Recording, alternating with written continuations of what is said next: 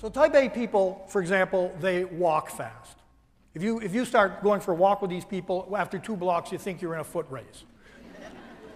These are people who talk fast. And by the way, if you're a slow talker, they'll finish sentences for you. They eat quickly. These are people who inhale their food. We had a doctor at our hospital, used to go through the cafeteria line, load up his tray with food, and by the time he got to the cash register, his tray was empty. His idea of a relaxing meal was when there was a long line at the cash register. You know, oh, good, I can relax today. You know, one day we invited him to come and sit down. It was a whole new experience for this guy.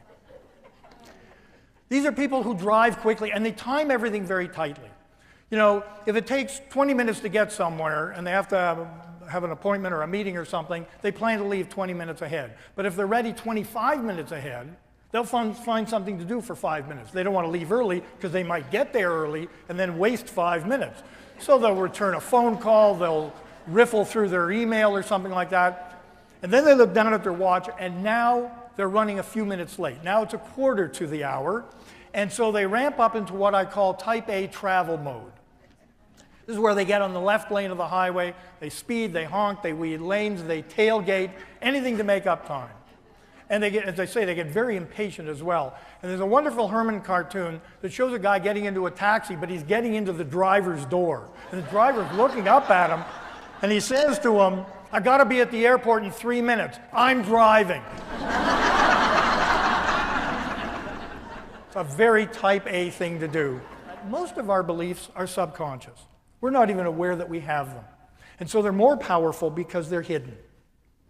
Let me illustrate this with one of my favorite stories. And this was a story about a woman who came to see me years ago for a very early morning appointment.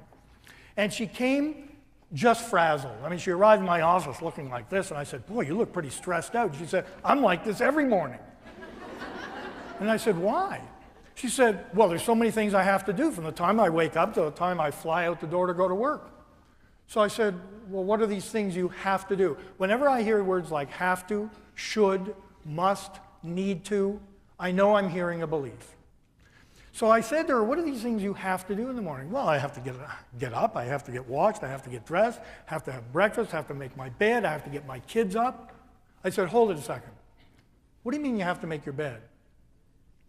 "Well, you have to make your bed," she said. Like, duh. And I said to her, "Well, where is that written? I'm not sure that I've ever seen that. Was that the 11th commandment I missed? You know, where did you learn that?" She said, "My mother taught me that, but everybody knows that." And I said, "Well, I've lived in places in the world where people didn't make their bed. I don't think you have to make your bed every day." I think that's actually not a truth. That's a belief. That's your version of the truth. But I don't think that's some cosmic truth. And I explained to her what beliefs were. And I said to her, "If you want to test this, why don't we do an experiment? Why don't you not make your bed for a week and just see what happens?" Now she looked at me like I was really loopy, you know, and also recoiling a little, thinking that I probably didn't make my bed that morning either, you know. Now this is a woman who was 54 years old and had been making her bed every day from the age of 12. Now that's a very rigid behavior based on a very rigid belief, but that's the way she operated. 2 weeks later she came back, big grin on her face. She thanked me for the permission, and she said, "I haven't made my bed since my last visit." Now ordinarily you would not applaud that, but I was pretty impressed. And she said, "And nothing bad happened." And I said, "Wow, what a surprise." And she said it was kind of liberating to not have that pressure. And I said, "Well, I'm glad you had that experience." And she said, "But you know what else?" And to me, this was the real key to the story. She said, "You know what else? I'm not drying my dishes anymore either." So I looked at her and I said, "Who gave you permission to do that?"